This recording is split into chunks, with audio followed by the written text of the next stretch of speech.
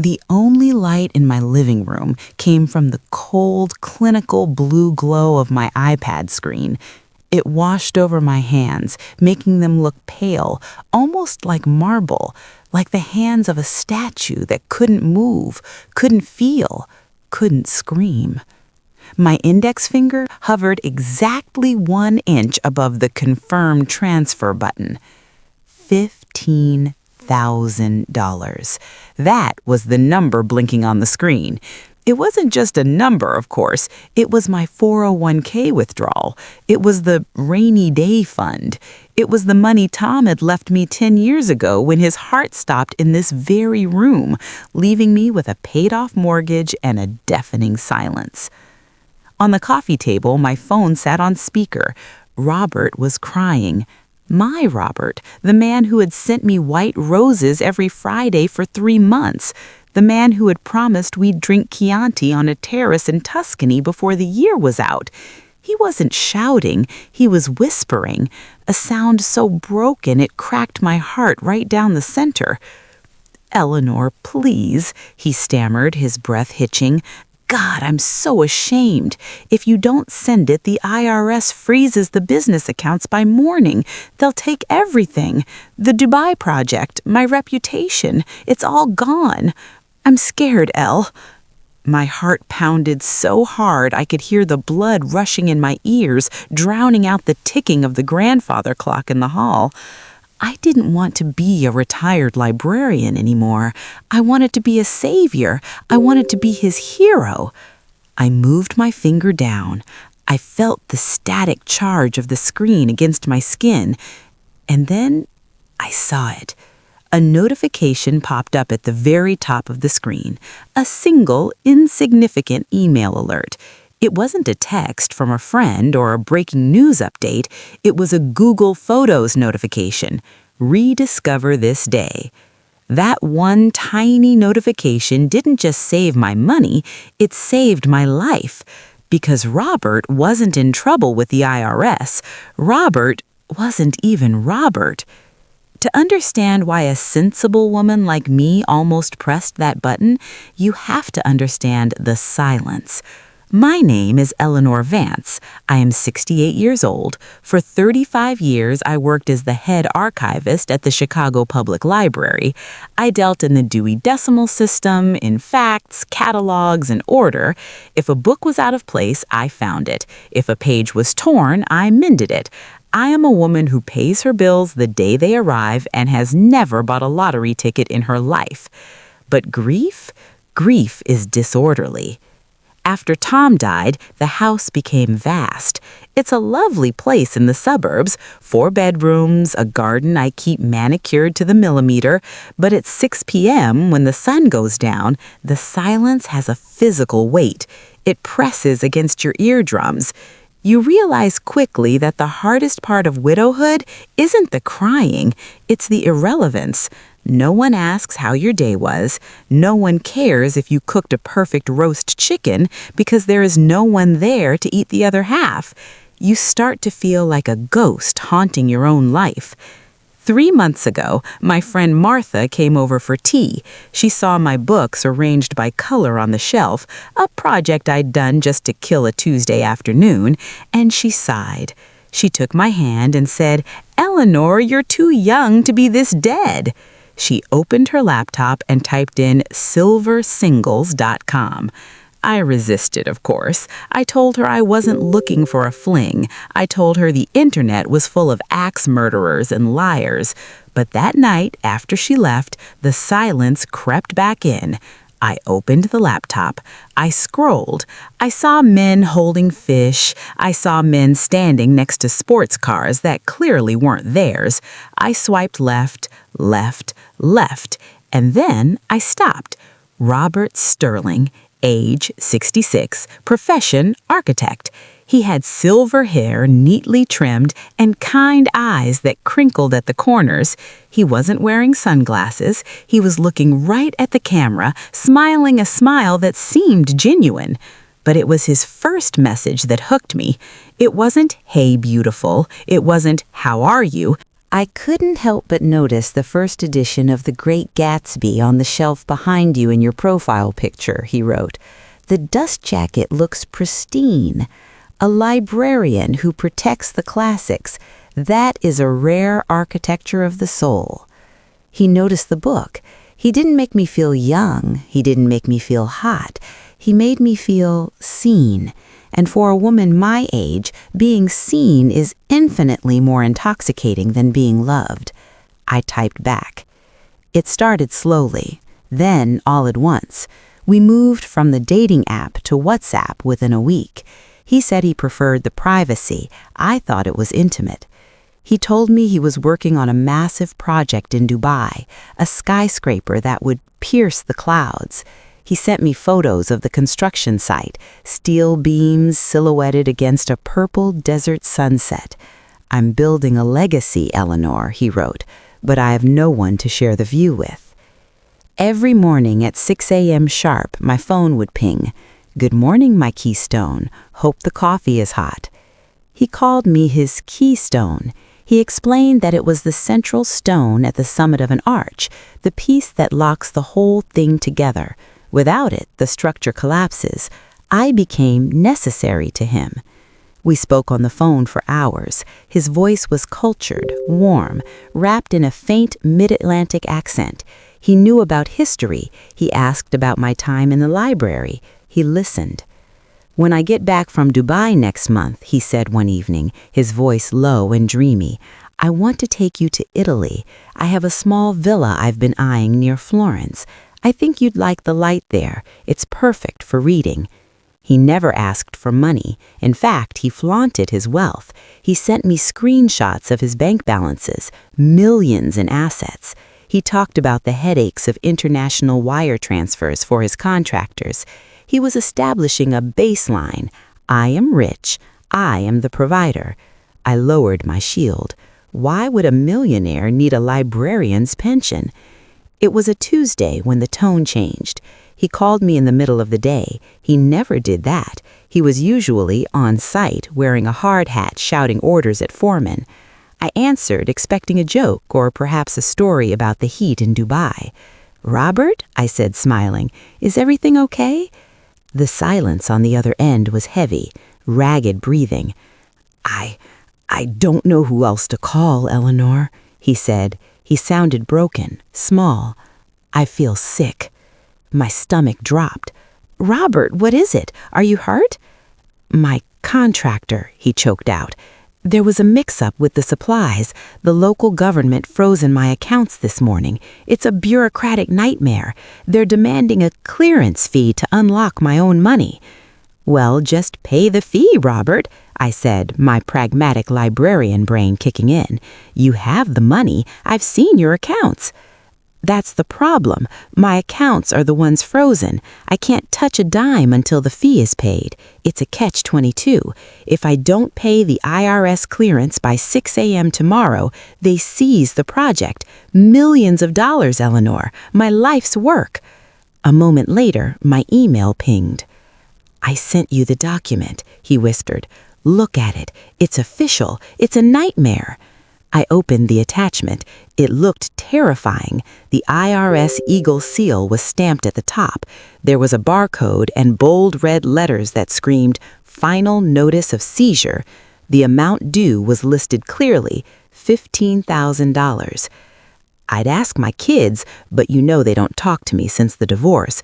And I can't ask my business partners, they'll smell blood in the water. Eleanor, it's a bridge loan, just for 48 hours. As soon as the account unlocks, I'll wire you back double, I swear on my mother's grave. He began to cry, soft, humiliating sobs that tore through the speaker. I looked at the document. I looked at the picture of him I kept on my nightstand. I thought about the crushing silence in my kitchen. I thought, I can fix this. The cursor blinked, a rhythmic, taunting pulse against the white background of the bank's website. My index finger trembled, hovering exactly 1 inch above the Confirm Transfer button. $15,000. It was a staggering sum, a chunk of safety carved out of my future. But what was money compared to the sound of a grown man weeping?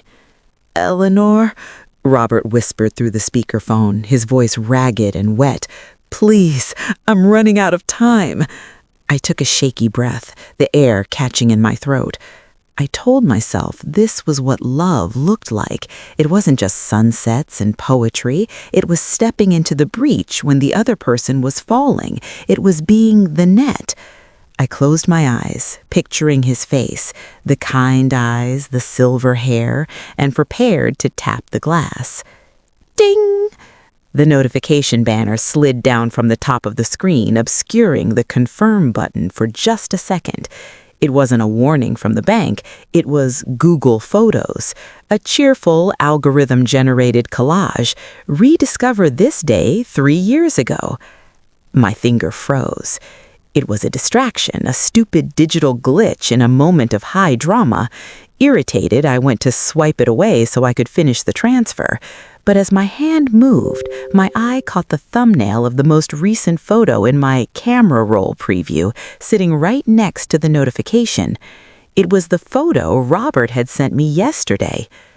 "Just checked into the hotel suite. The view of the marina is breathtaking. Wish you were here." I don't know why I stopped. Maybe it was the librarian in me, the instinct that notices when a book is filed under the wrong decimal point or when a date on a record doesn't quite align. Maybe it was a subconscious alarm bell ringing deep in my lizard brain, louder than my pounding heart. But instead of pressing confirm, I pressed the home button. "Eleanor?" Robert's voice spiked with panic. "Eleanor, are you there?" "1 second, Robert," I said. My voice sounded strange to my own ears. Hollow, distant. "The app, it crashed. Let me reboot." I didn't reboot. I opened the photo gallery. I tapped on the picture of the Dubai hotel balcony. It was a beautiful shot, a glass railing, a sweeping view of a city skyline at dusk, lights twinkling against a purple haze. But I did what I had done thousands of times with old manuscripts and faded microfiche. I zoomed in. I pinched the screen, expanding the bottom corner of the image where the glass balcony door reflected the street below. The resolution was high. Robert prided himself on having the newest iPhone. I looked at the reflection. In the distortion of the glass, I saw a street sign. It was small, backward, and blurry, but the color was unmistakable. Green, a bright emerald green with white text. I froze. I had bought travel guides for our trip. I had studied the maps of the Emirates. The street signs in Dubai are blue. They are distinctively, uniformly blue. I zoomed in further, pushing the pixels to their breaking point. Next to the green sign, in the reflection, was a shop front. It was just a smear of red, but the logo was iconic, a stylized cursive W. Walgreens. There are no Walgreens in Dubai. The air left the room. The ticking of the grandfather clock seemed to stop. The heat of the romance, the Tuscany villa, the white roses, it all evaporated instantly, leaving me sitting in a cold, dark living room with a stranger on the speakerphone. "Eleanor!" Robert shouted now. The weeping was gone. The desperation had turned into a command. "It's 2:18 a.m. The deadline is closing." The nausea hit me like a physical blow. I felt stupid. I felt old. I felt a humiliation so deep it made my skin burn. But then something else clicked into place. The part of me that had organized 30 decades of municipal archives, the part of me that knew that chaos was just a lack of proper sorting. I sat up straighter. I cleared my throat. "Robert, my battery is dying. I have to find my charger. I'll call you back in 5 minutes." "No, wait! Don't hang!" I ended the call. I didn't cry. I didn't throw the iPad across the room. I walked to the kitchen, poured the cold tea down the sink, and drank a glass of tap water. My hands were shaking, but my mind was ice. Fact: the street sign is green. Fact: there is a Walgreens. Conclusion: he is not in Dubai. Conclusion: he is lying. Conclusion, there is no IRS hold. I went back to my desk. I didn't open the banking app. I opened a new browser tab. I searched for Private Investigators Chicago Fraud Specialist. I found a name, Mark Miller, former CPD. Reviews called him cynical and expensive. Good. I didn't want a friend. I wanted a weapon. I sent an email through his contact form at 2:30 a.m. Subject, urgent, identity fraud in progress, $15,000 at stake. To my surprise, my phone buzzed 10 minutes later, a text from an unknown number. This is Miller. I'm awake. Send me everything you have. Photos, phone numbers, email headers. Don't pay him a dime. For the next hour, I didn't sleep. I worked. I was no longer the lonely widow. I was the head archivist. I compiled a dossier. Every email Robert had sent, the IRS document, the photos, the phone number. I cataloged them by date and time. I zipped the file and sent it to Mark Miller. Robert called me back 6 times. I watched the phone light up, buzzing against the mahogany table like a trapped insect. I didn't answer. At 7 a.m., the sun began to bleed through the curtains, illuminating the dust motes dancing in the air. The night was over. The spell was broken. My phone rang again. It wasn't Robert. It was Mark Miller. Mrs. Vance? His voice was gravelly, tired, and completely devoid of pity. Yes, I said, holding the phone tight. What did you find? You were right to keep your money, Mark said. I ran the IRS document through a database. It's a fake, a template you can buy on the dark web for $50.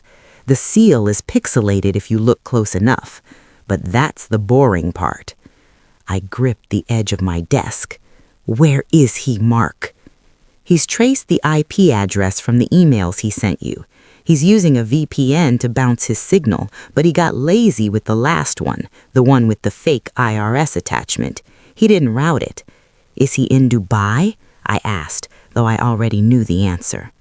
No, ma'am, Mark said. He's in Naperville. Naperville, a suburb. It was a 40-minute drive from my house. He's practically a neighbor, Mark continued, the clicking of a keyboard audible in the background. But here's the kicker. I ran a skip trace on the address associated with the IP. It's a rental, and the lease isn't in the name Robert Sterling. It's in the name of a Sarah Jenkins. Who is Sarah? I asked. She's a 50-year-old nurse, and judging by her social media, she thinks she's engaged to a retired pilot named Captain Arthur. The room spun. Mrs. Vance? Mark said, his voice dropping an octave. He's living with another woman. He's draining her right now. You weren't the girlfriend. You were just the next host.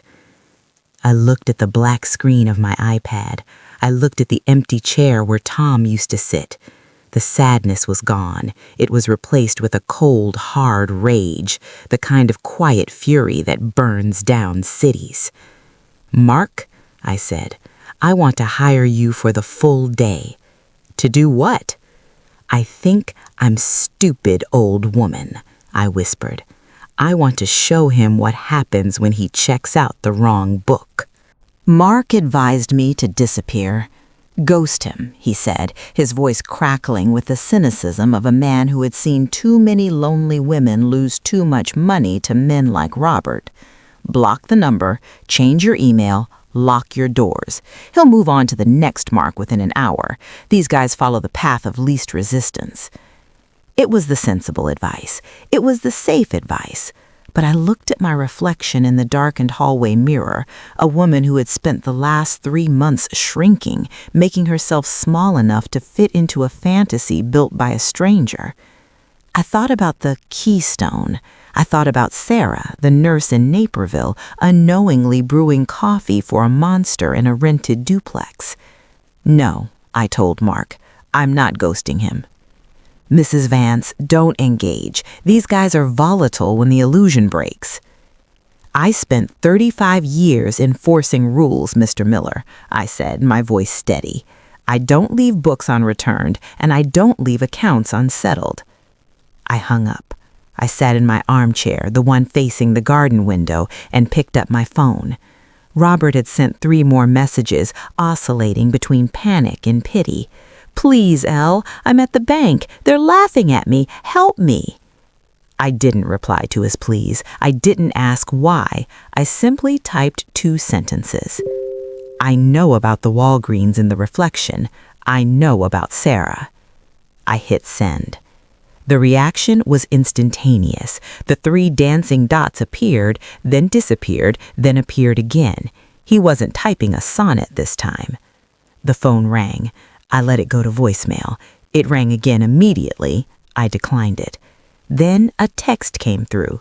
The grammar was different. The punctuation was gone. The architect, the gentle poetry-quoting intellectual, had vanished, replaced by something feral. "You think you're smart, bitch? You think this is a game?" Another text followed, vibrating against my palm like a warning shot. "I spent 3 months on you. You owe me for my time. I know where you live." And then the chilling finale. "I'm coming over." The genre of my life shifted in that second. This was no longer a romance, nor was it a detective story. It was a thriller. I checked the time, 7:45 p.m. Darkness had fully settled over the suburbs, turning the trees in my front yard into jagged silhouettes against the streetlights. Naperville was 40 minutes away. If he left now, he would be here by 8:30. I didn't panic. Panic is disorganized, and I was done with chaos. I called Mark Miller. "He's coming," I said. "Call the police. Tell them I have a trespasser en route who has made threats of violence." Then I went around my house. I locked the back slider. I checked the deadbolt on the front door. I closed the blinds, shutting out the night. I went into the kitchen and pulled a heavy cast iron skillet from the rack. Ridiculous, perhaps, but the weight of it felt solid in my hand. I sat in the hallway away from the windows, and I waited. The silence of the house, which used to feel so empty, now felt heavy with anticipation. Every creak of the floorboards sounded like a footstep. 8:22 p.m. I saw them before I heard them. Headlights swept across my living room wall, slicing through the gaps in the blinds like searchlights. A car had pulled into my driveway. My heart hammered against my ribs, a frantic bird trapped in a cage. This was no longer a digital phantom. This wasn't an IP address or a voice on a speakerphone. This was a man who had lied to me every single day for 90 days and who was now furious that the ATM had jammed. I heard the car door slam. Heavy footsteps crunched on the gravel path. Thud, thud, thud. He didn't ring the doorbell. He pounded on the wood with his fist. "Eleanor!" The voice wasn't soft. It was guttural. It was the voice of a man who had lost control of his narrative. "Open the damn door. We need to talk. You don't just get to turn me off." I stayed silent, clutching the phone to my chest, the 911 operator whispering in my ear to stay on the line. "I know you're in there," he screamed. He kicked the door. The frame shuddered, dust falling from the top jamb. "You led me on. You wasted my time." That was the twist, wasn't it? In his twisted mind, he was the victim. I was the thief who had stolen his effort. He moved around the side of the house. I heard him testing the windows. I heard him trying to force the handle of the garden slider. I held my breath, gripping the skillet, praying the lock I'd fixed last summer would hold. Then the world exploded in red and blue. Sirens wailed, cutting through the suburban quiet. Tires screeched. I heard shouting, authoritative, loud voices. "Police, get on the ground. Show me your hands." I crawled to the window and peeked through the slats of the blinds. Robert, or whatever his real name was pressed against the vinyl siding of my house, bathed in the flashing strobe of police cruisers. He looked smaller than he did in his photos. He looked pathetic. He was shouting about a misunderstanding, about how he was just visiting a friend, but the officers weren't listening. Behind the squad cars, a black sedan pulled up. Mark Miller stepped out. He walked over to the sergeant, holding a thick manila folder, the dossier of forged IRS documents, the IP traces, the harassment logs. They handcuffed him, not for the fraud, that would take months of forensic accounting to prove, but for attempted burglary and trespassing. It was enough to get him in the cage. It was enough to stop him. I watched as they shoved him into the back of the cruiser. He looked up at the window. He couldn't see me, but he stared right at the glass. His eyes were dead. There was no love there. There never had been. 3 weeks later, I sat in my garden. The weather had turned. Spring was finally pushing through the frost. I held my iPad in my lap, but the screen was dark. I was reading a paperback book, a physical thing, with paper pages that smelled like vanilla and thyme. I kept my money. I kept my house. I even kept the cast iron skillet on the stove, a reminder that I could defend myself if I had to. But the silence, it doesn't scare me anymore. I filled it with the truth.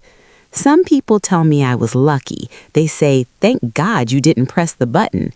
But I don't think it was luck. I think it was observation. It was the years of cataloging facts that saved me.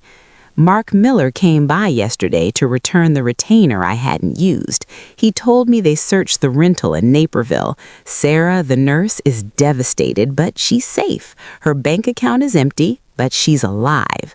But it was what Mark found in Robert's trash cans that haunts me more than the empty bank account ever could. He found scripts, literal scripts, typed out on paper, the architect persona, the pilot persona, the widower persona. There were flowcharts for conversations. If she mentions grandchildren, pivot to legacy. If she mentions loneliness, pivot to the keystone. My entire romance, every whispered promise, every moment of connection, it was all there, typed out in 12-point courier font, stained with coffee grounds. I wasn't a lover to him. I was a demographic. I closed the book. I took a sip of my tea. The birds were singing, and for the first time in a long time, the song sounded real. I survived the architect, but next time I'm going to play you the actual voice recordings the PI captured from Robert's rental car. You won't believe how this man speaks about us when he thinks no one is listening. It will blow your mind.